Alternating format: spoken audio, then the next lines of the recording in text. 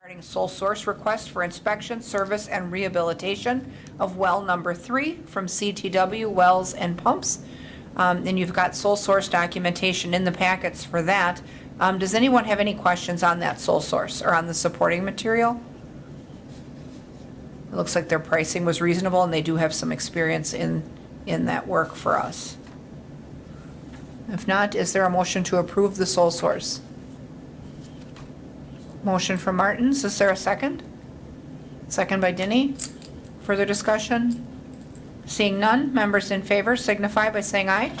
Aye. Opposed? None are opposed, that motion carries. Item number 4 is discussion and possible action regarding the purchase of a second ambulance. And you'll recall in January, we had kind of put a pin in that second ambulance because the cost of all of those things had escalated. And so what we decided to do was go with the money we had in the budget and purchase one instead of two, so we could at least get halfway to our goal.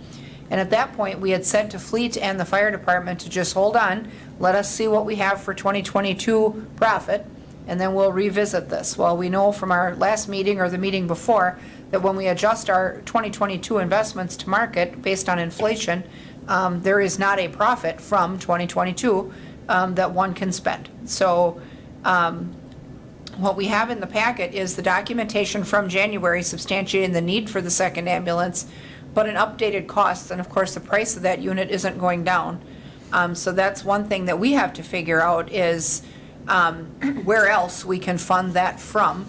I guess, Mary Ann, do you have any idea as far as, obviously the profit isn't an option, but we're only midway through the CIP or the capital projects year. We don't know if we have project savings yet that we could use, and where else do we? So I was able to go through, if you remember, towards the end of April, we did our capital project carryover resolutions. Yes. And, we've had the audit now.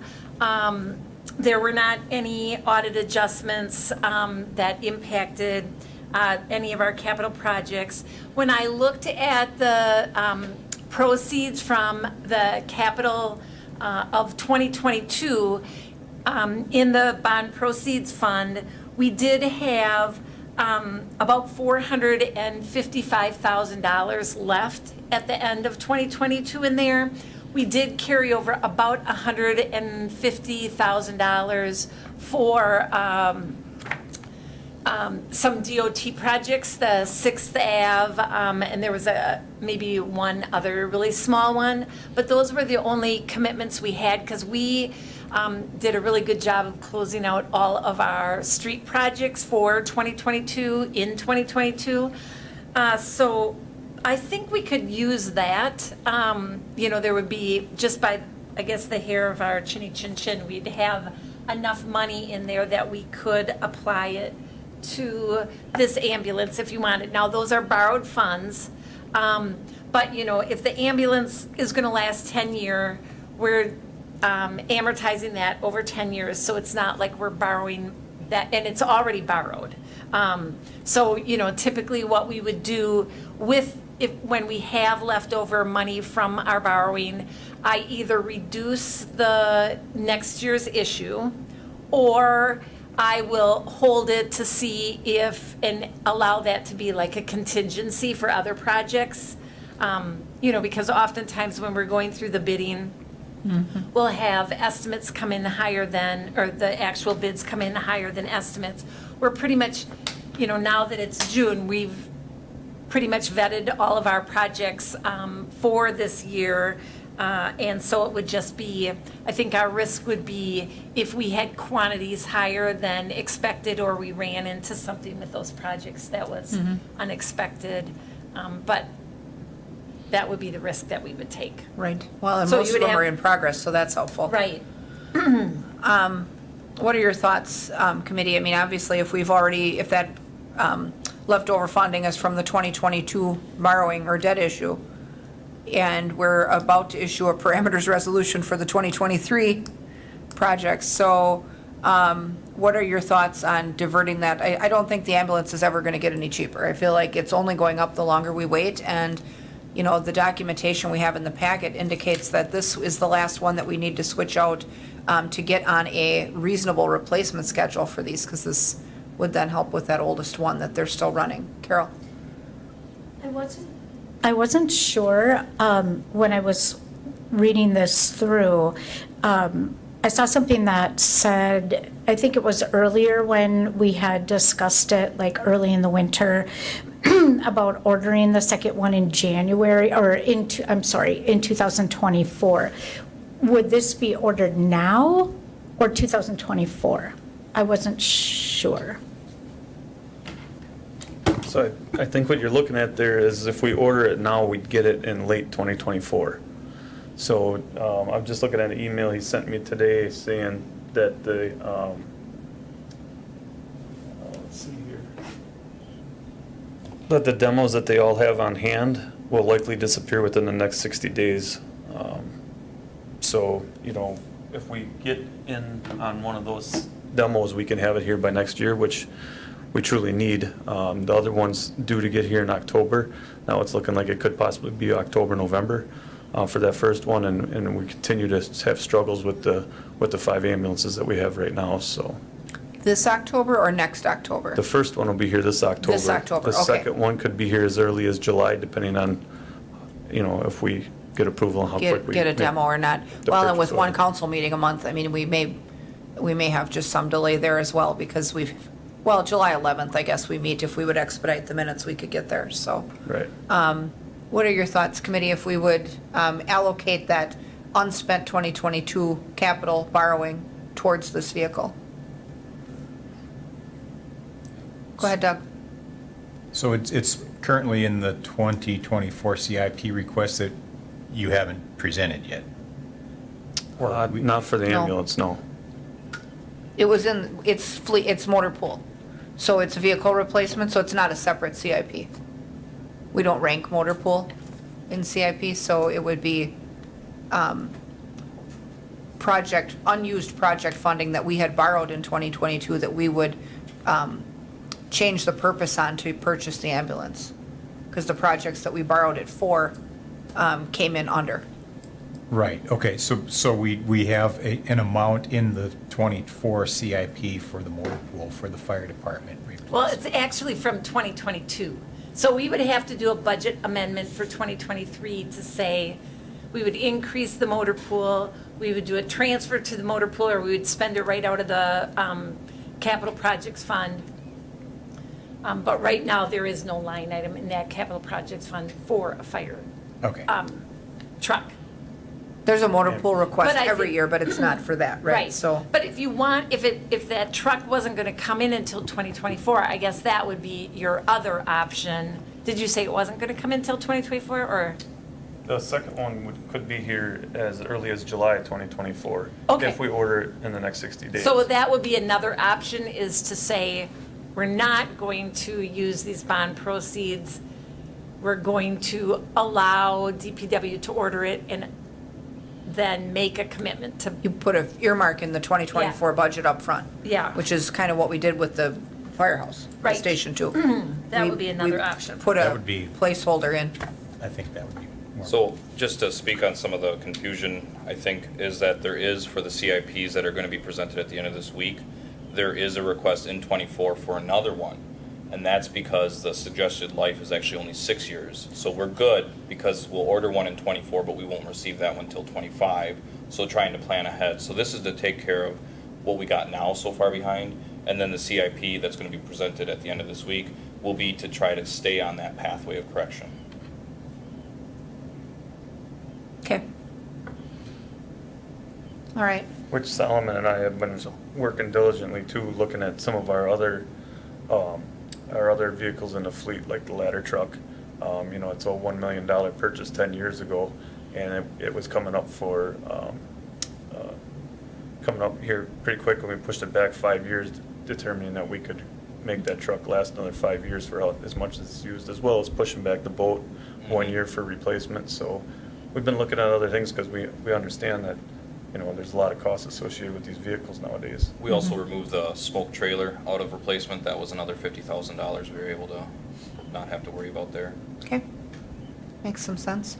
So what's your pleasure, committee? Do you want to use the unspent borrowed funding, or do you want to put a earmark in the 2024 budget to plan for that expense, and then it would likely end up in the '24 borrowing. But you would authorize ordering. Yes, you would approve the ordering, and then knowing that we would put a placeholder in the 2024 budget, that when the item comes in, the funds would be there to pay for it. Michael? So if we, well, yeah, okay, so if we put it a placeholder in the 2024 budget, then that's gonna increase our levy by this amount. Yes. Already. If we use already borrowed funds, that doesn't impact our ability to borrow for other things this coming, or levy for this coming year. Right.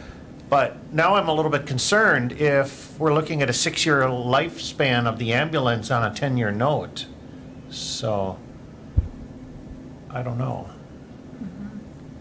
Each unit we evaluate to see whether or not they need to be replaced at that life cycle. That's a suggested cycle. And the units that we have today were built by a different manufacturer, and based on how they've been treating us over that 10-year life cycle, we needed to tighten that up a little bit. These units we're going with a different manufacturer, rated a lot better, so hopefully we'll be able to extend that a little more. Well, and I think if you're in the ambulance or whatever, if you're in the vehicle replacement business, it behooves you to get people to believe that everything has a shorter shelf life than what it may actually have, because obviously you want to sell replacements. So, I mean, at the end of the day, we know that we've had vehicles that, and not to say it's a good thing, have gone way beyond their recommended life, and I'm not advocating for the fact that we would keep stuff well beyond its useful life, but, just because the industry recommendation is 6 years, and yet though, when we run our stuff, we also take care of it.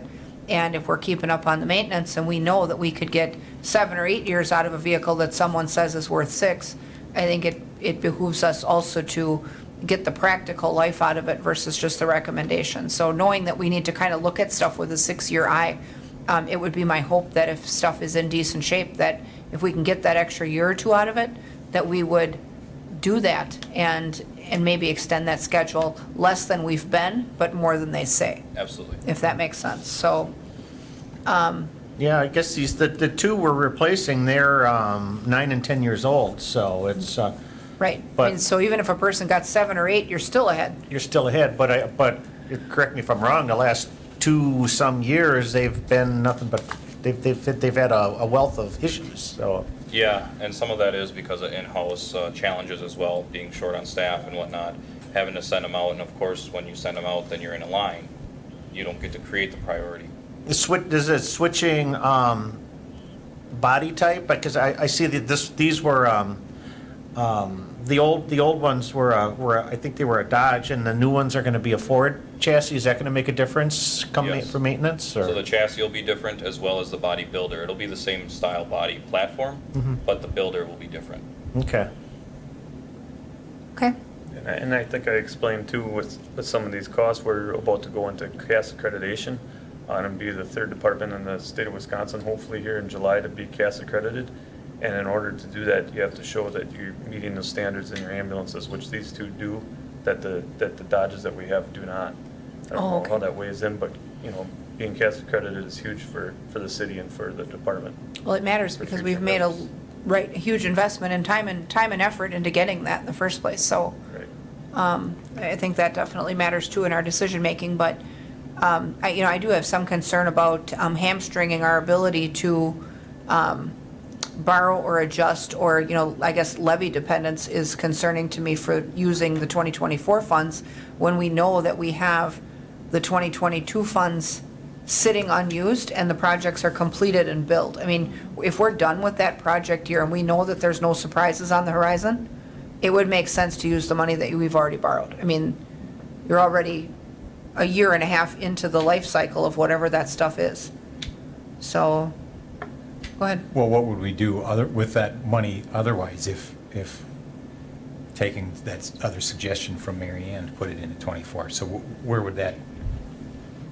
So So- typically, we would either reduce the amount of borrowing for '23 that we're doing right now, we could reduce that, or we could hold it to see, typically I'll reduce, let's say, if we would have $800,000, and hopefully you'll recall, we've done this on multiple years, where Yes. I'll say we've got money on hand, we're gonna reduce the amount of borrowing because we do have some funds left over. And sometimes we'll hold back a little bit for contingency, again, just to make sure that we have funds if a project goes over. So you could still hold on to it. I mean, we have spend down requirements, so we're always managing that, but that, I think, shouldn't be a problem. And then when we got to the 2024 budget, if we didn't use them, we would definitely reduce the amount of borrowing at that time. So we would use it at some point, because we have to. So what is your preference? I guess I don't see a point here other than transparency that we put it in the year that we're using it in. Right, typically we have funds on hand, we have a budget when we engage in a purchase. When we, issue a purchase order, we typically try to have a budget in place. So I guess I would prefer that we use the capital funds. I realize that it's a little close as far as when the debt will be paid off and how the life of these, but I think we're close enough. And a lot of the other costs, obviously a road is going to last us 20 years and we're paying it over 10 years. So I think if we looked at it holistically, we would be okay. Phil is in attendance too, so hopefully, Phil, if you would have any big concern about this, you would pipe in and go, wrong, time out, do something different. Yeah, I don't need to type it, I'll weigh in. No concern whatsoever. You issue 10-year notes, you have the flexibility to use it for any capital project that's public purpose like this. Ambulance fits that need as well, so makes sense to me. Michael? I would think, thinking this through a little bit, I would think that maybe it would be more prudent to use this year's capital funds for the ambulance, because even though the depreciation is going to be tight on it, with that's borrowed money at a better rate than what we'll probably get next year. That's true. And if we can reduce the amount of borrowing we need, if we don't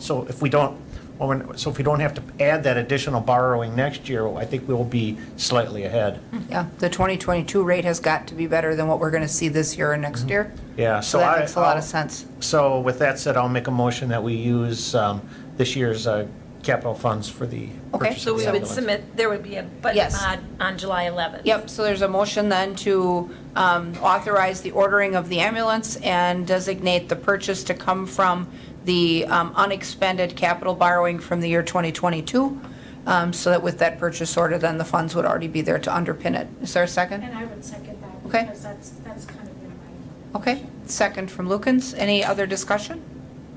If not, members in favor signify by saying aye. Aye. Aye. Opposed?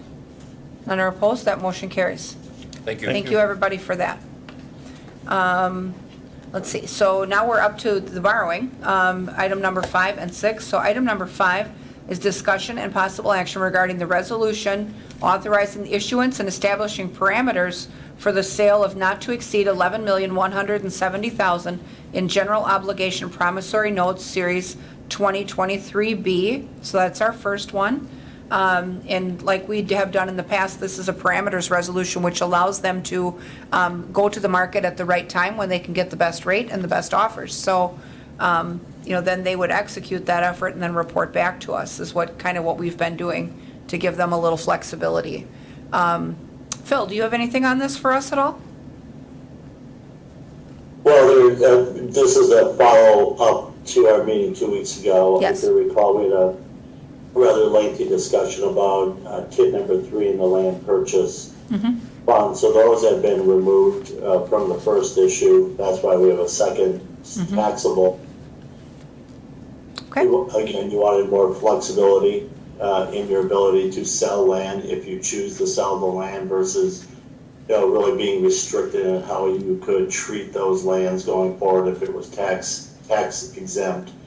And then also TID 12, if you recall also the delay in the T-wall project, we were able to eliminate a few costs there. I think, Marianne, it was around $750,000 that was pulled out of the TID 12 piece. So what you have in front of you for the B issue is really then takes into account your 2023 street, sidewalk, stormwater, sanitary sewer, and water projects, the motor pool facilities, TID 8, TID 11, and TID 12, without the T-wall piece of it for the Mall Street grid. So that what remains is the $11,170,000. The second issue then is a taxable issue that is strictly for tax increment district number 3 in the land purchase.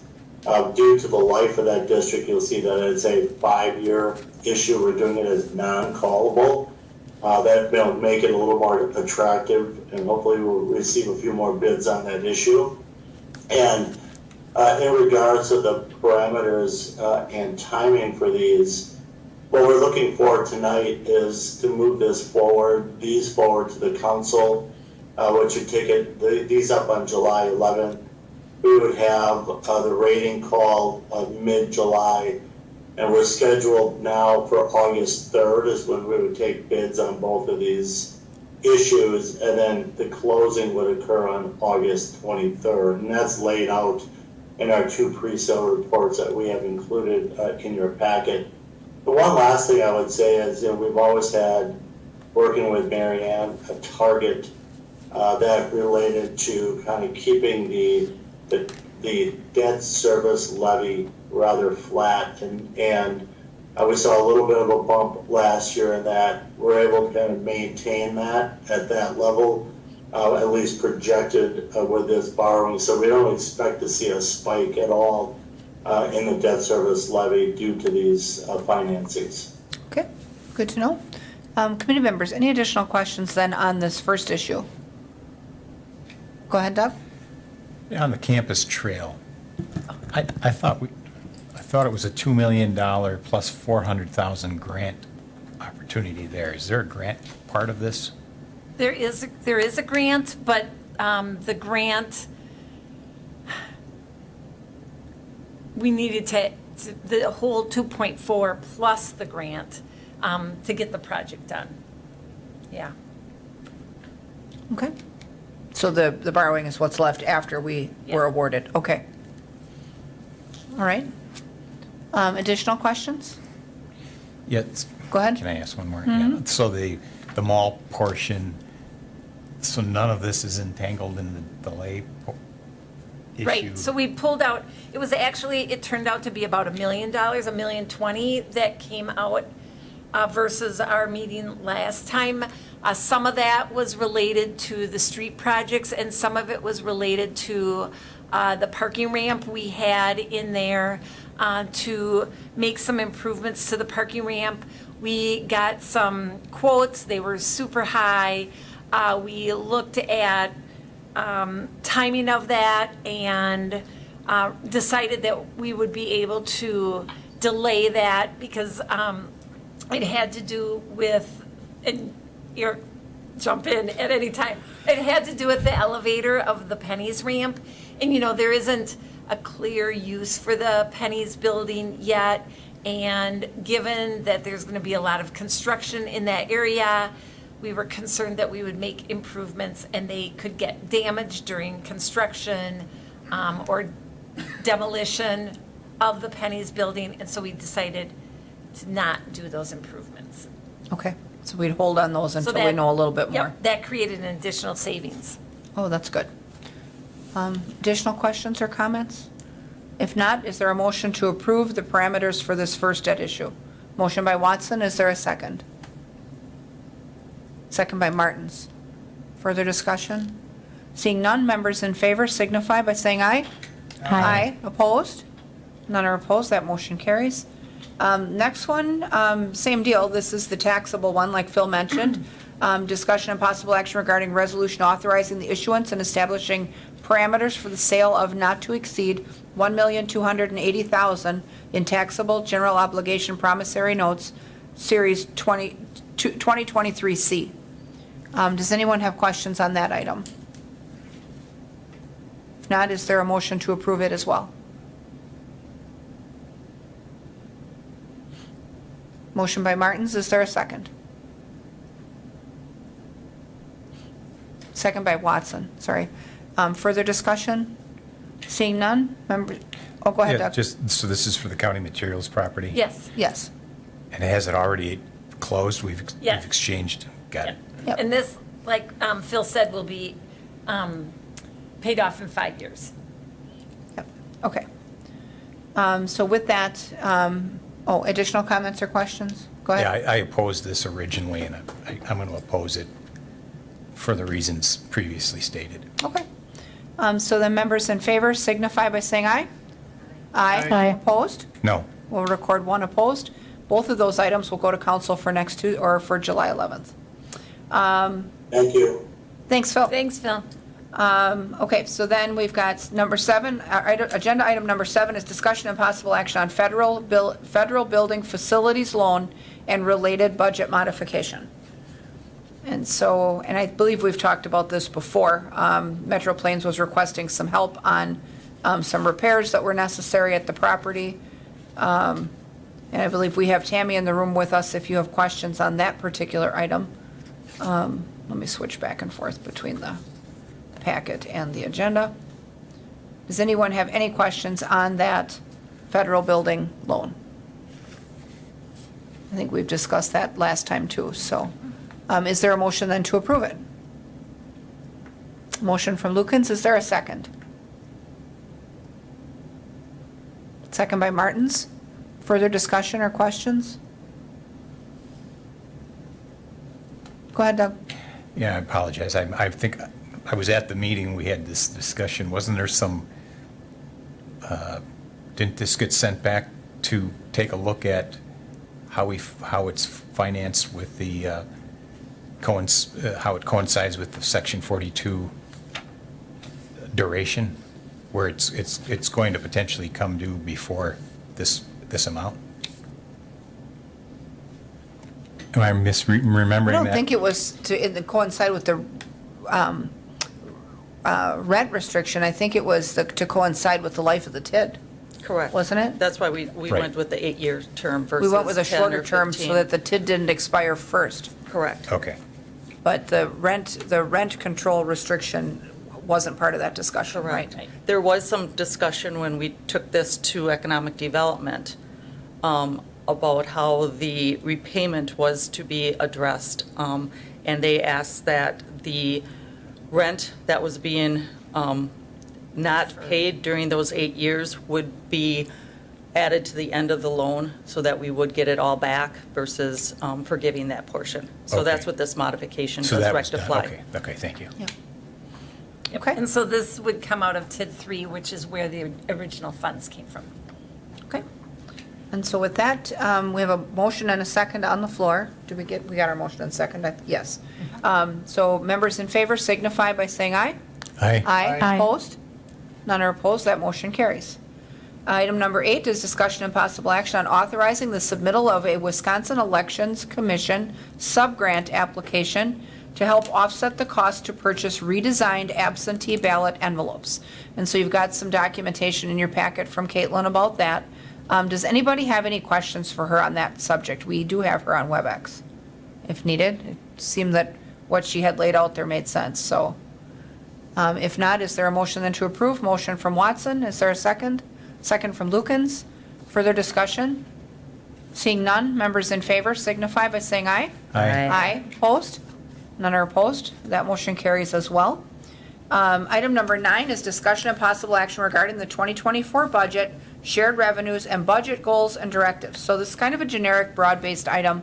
Obviously, we're kicking off the start of our public-facing 2024 budget process. CIP started last week. It continues the end of this week. And so along with that, we thought we would have at least get some comments from Mary Ann and see if we can set up any directives that we want to see as a committee to be inserted as part of that process. So we'll turn it over to Mary Ann. Did you want to? Well, and so, as the part of the Workday implementation, we're implementing new budget software. We are, I guess, as is the county, continuing to struggle with our workloads related to implementation. And we, continue to I guess, lag and fall behind. So I think we're not actually catching up, but we're getting further behind. And as a result, the budget software implementation is behind as well. So, we were supposed to have the budget software in place, tested, and ready to go by this time. And we really are not there yet. We are starting to test the software, but right now they're looking at an August kind of go live of when the departments would be able to start working on their budgets, which is at least a month late. So it's going to be a compressed budget period for the departments, unfortunately. But there really isn't anything that we can do about it now. Again, it was a very aggressive implementation. We are a small staff. The county lost employees at the beginning of implementation. We lost an accountant in January and finally filled that position towards the end of May, and now we've lost another accountant. So we really aren't making any headway in that area. So it really has been a struggle. And, I think it's hard for people to understand why it's taking so long, but there's just a lot of details that need to be attended to. So even, like with payroll is up and running. We're very pleased because we're able to pay people on time. Generally, the payroll is accurate. We do have times where maybe an overtime was missed or whatever, but we are finding that we need to go and look at every single pay code to make sure that over the long haul, it's functioning the way it's supposed to. And so, like, for example, when our payroll person isn't processing payroll, she is combing through that software, looking for issues and trying to still make sure that all of the functionality is there.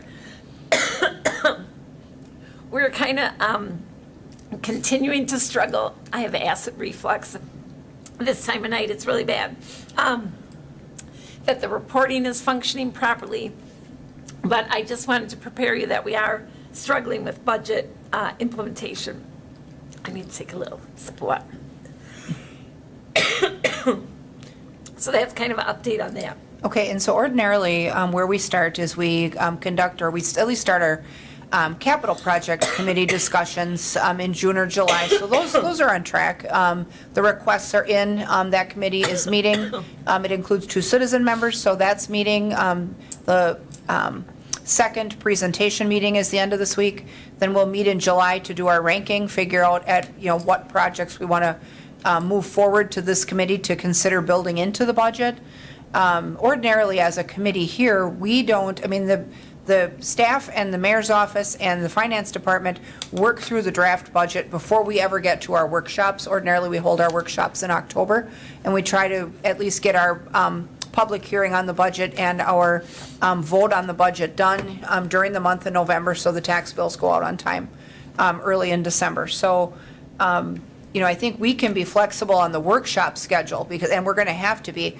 And I think the departments already are, I'm sure, thinking about like what their future needs are. They have an idea of, what they're going to need to ask for or not. It's just a matter of getting to the point where, that those meetings and discussions are happening. But when we get to our workshop schedule, we usually do 3 or 4 workshops.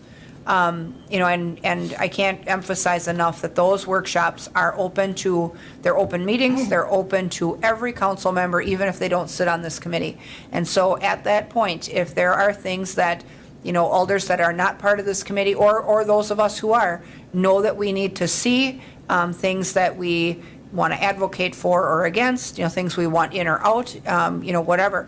That's the time for those discussions. We don't want to get to the point where we have a final recommended budget draft on the council floor November 5th, 6th, whatever, and then that's a war of amendments. We need to use our workshop time efficiently, and so hopefully our peers, the rest of the council will join us for those workshops so they understand how that budget got developed and the why behind the things that we put in or take out, because we painstakingly review that stuff. So, so there's that. So I think, knowing that we're going to want to do 3 or 4 workshops, I think if we just kind of keep a mental note in the fact that maybe that third and fourth week of October might be busy time for us as a committee versus the early part of October. So, Thank you. sure. And I think the other thing, obviously we had great news on the state level with the shared revenue. That's huge. Yeah, and one of the, obviously, each year we experience increase in costs. Health insurance was a little problematic for us. Last year, our trends as far as claims are not getting any better. So I don't expect any good news on health insurance this year. But I also wanted to draw your attention to the fact that, with the motor pool facility construction coming up, when we look at that budget and the amortization of debt on that, that could be, nearly $1 million a debt retirement. So I just didn't want us to think that, this was going to be a totally unobligated gift, because we've got these expenses. And as we've talked, we authorized all of these new firefighters that are now being funded by SAFER, but at the end of 3 years, they will come on the levy. So I just really wanted to remind you of some of these unfunded obligations or plans or projects that we have, and kind of make sure that we don't spend this money before we attend to some existing obligations. Right, and I think it was important, I think nobody at the bill signing was quick to celebrate the fact that we've suddenly become rich and that the floodgates have opened, because they certainly haven't, but we're certainly in a better position in terms of shared revenue than we've been for decades. And so thankfully, they were able to come together finally and reach across the aisle and find a bipartisan compromise that really finally helps local units of government, because that gridlock and some of the slanted decisions that got made in previous iterations of the state budget generated a historic surplus for the state, but it really did not a whole lot to help any of us who are making the decisions, at the ground level that affect people's day to day. So super excited though that they found a fix for shared revenue. And knowing that, we were cautious when we timed the SAFER grant and the 12 firefighters, knowing that we would have a tax increment district closing about that time as well.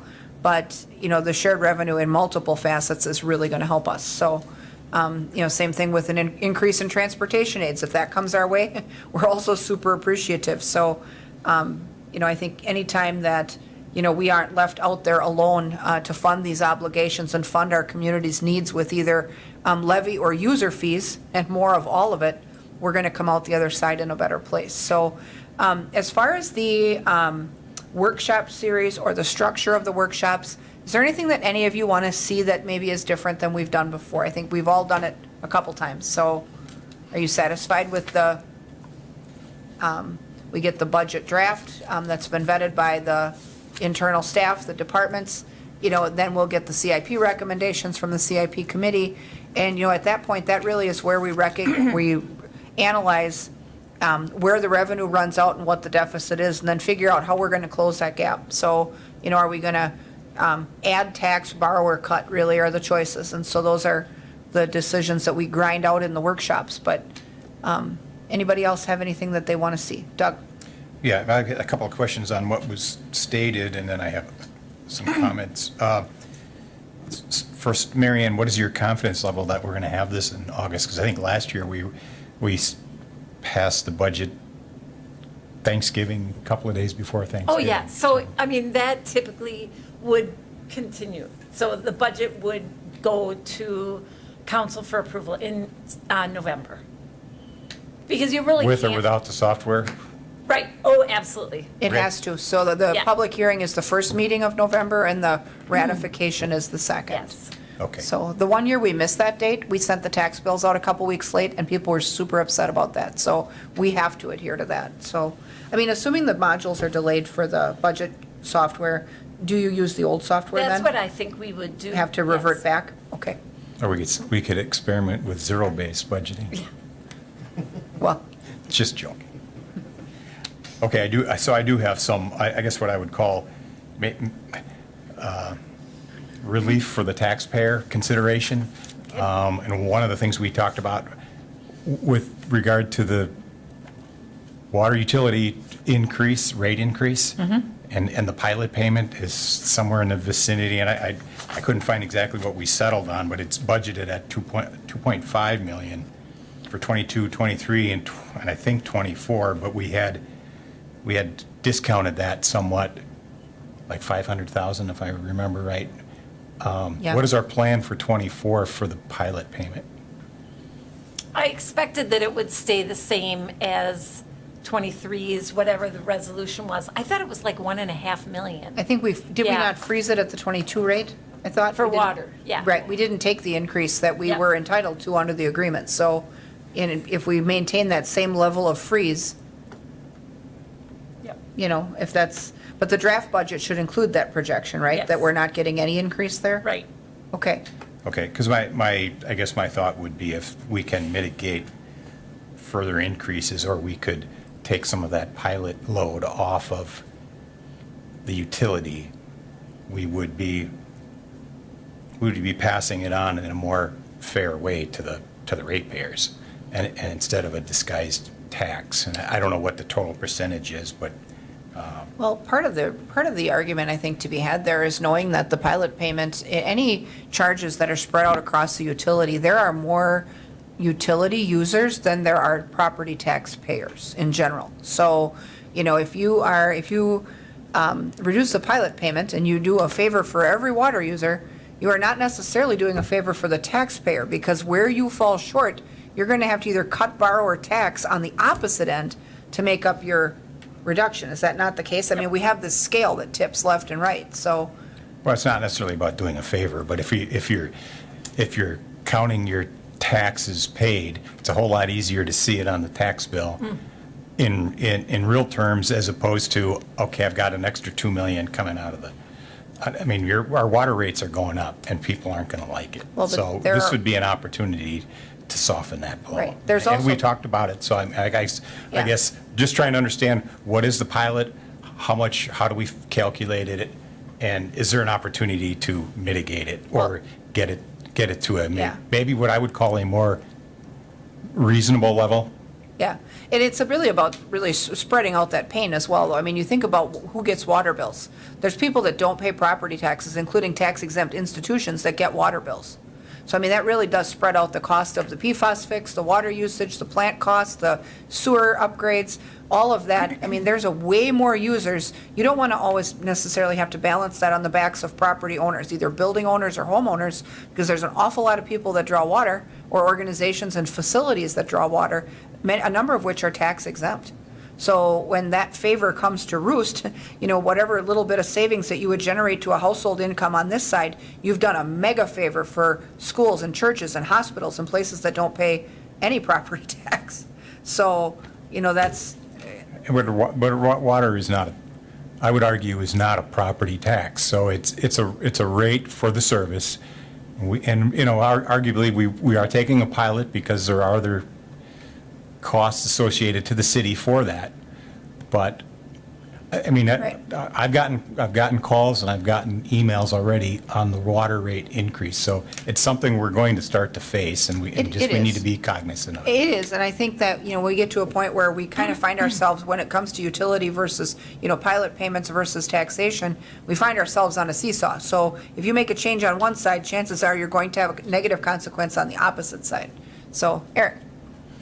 Yeah, you know, I know that we just had a large water rate increase, right? But it is for a number of things, and a lot of it has to do with our increased operations that we're estimating right now. And the one thing I would caution is for us to try to get through, you know, 1 year of that new rate increase, to see how that's going to affect the utility before we make any changes at this point. Because, you know, when we look at our operations and we get a full year in, you know, through December of this year, we can start looking at how our cash flow is going to, you know, actually be reflective of the new rate increase. Is that covering? Because I do feel at some point over the next year or two that we will have to start taking a look at another rate case. And now whether that actually gets submitted to the PSC or not, I don't know. But what that evaluation will be, if we work with Ellers to do that, is to understand what our cash flow is at that point, updates on our annual basis for our 5-year capital plan, as well as our operations. And right now with the new plant just going online, and then we're going to have GAC going online in 2024, and those operational costs will go up again. And so, you know, the idea is that this rate case was going to cover that, right? And so, depending on what those actual costs are, I think, you know,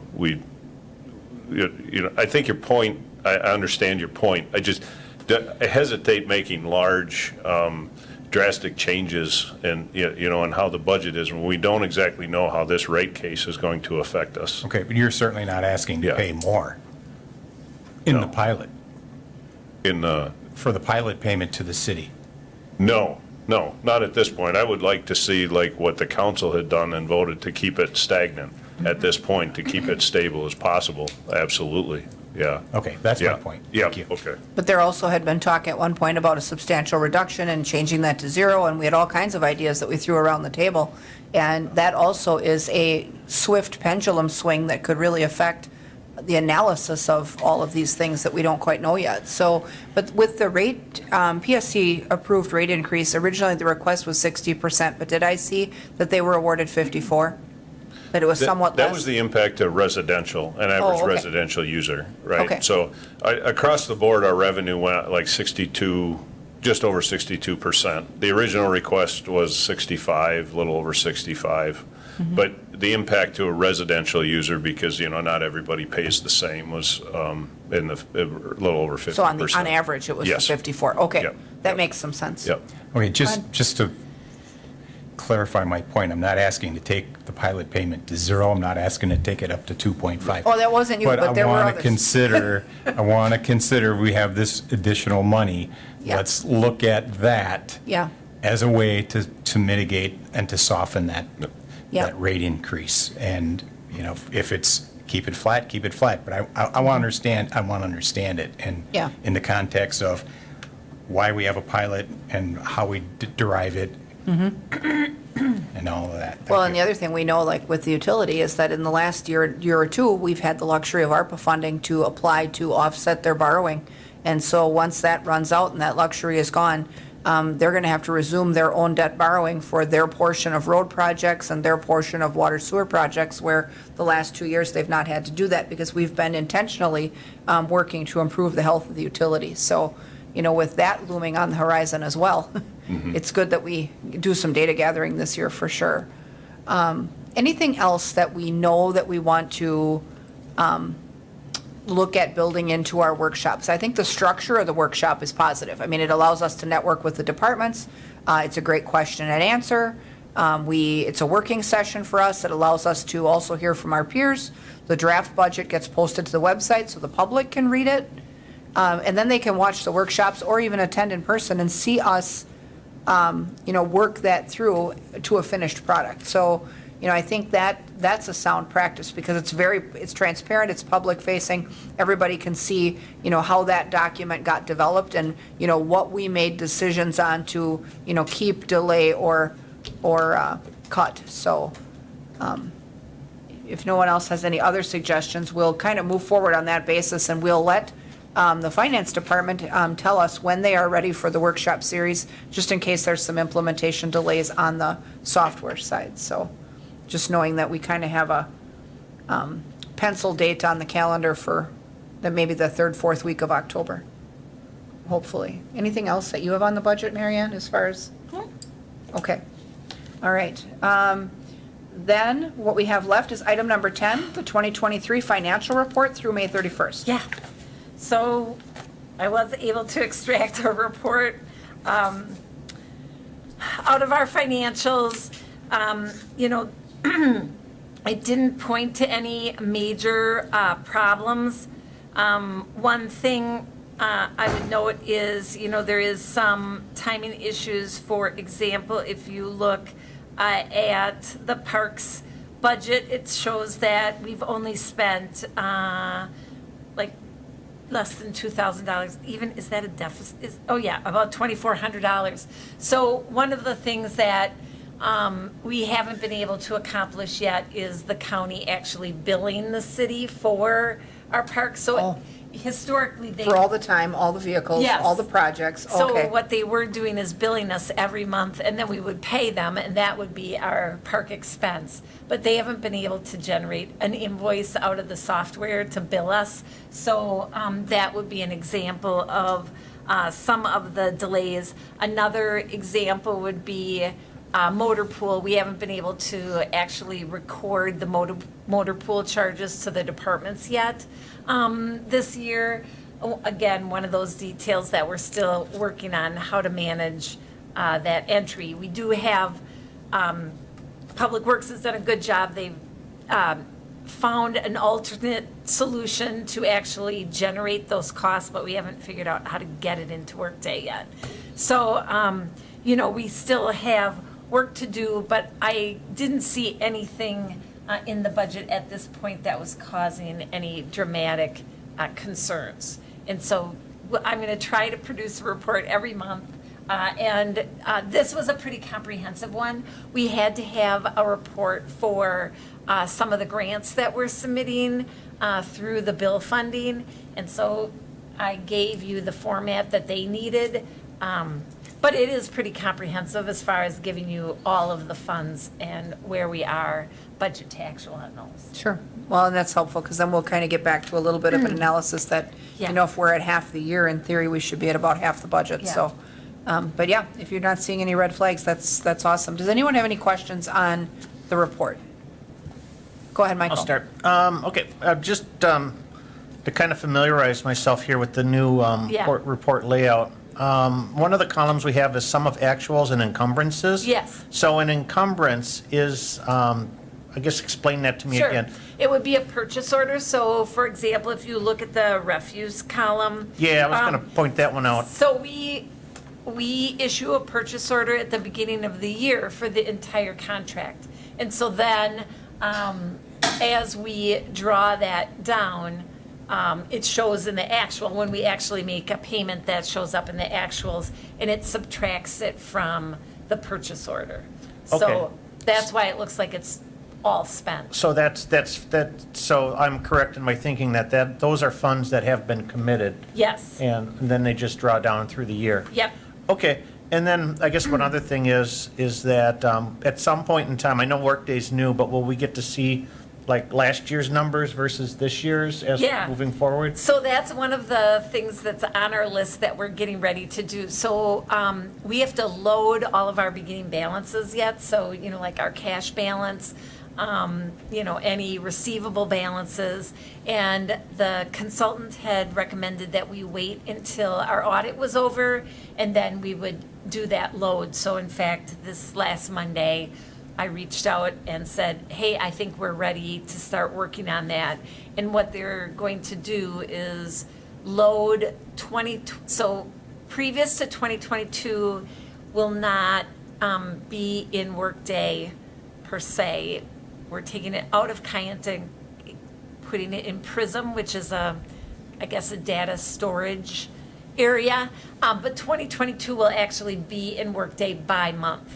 Okay, So each month, we gave them our month-end totals, and they're trying to map that then into the Workday accounts oh to geez. bring it, yeah. Okay, so that's coming. It's Good. coming. Good. Yeah. Hopefully, by the end of July, it'll be in there. So, yeah, definitely, fingers crossed. So Yeah. that's all good, though. I mean, And then I'll be able to give you comparative. Okay, that sounds good. And that's the last item on our agenda. So does anyone else have any questions on that report? If not, we place the report on file and then I'll take a report, or a motion to adjourn. Motion from Watson, second by Denny. Members in favor signify by saying aye. Aye. Opposed?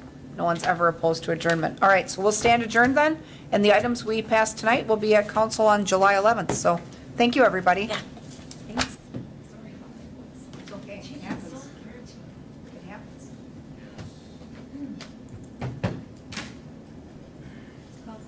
Yeah, you can't help it. Well, no, I didn't mean right about getting I actually had a guy tell me one time that getting old beats the alternative, and I'm like, I got no argument for that. So. Yes, ma'am?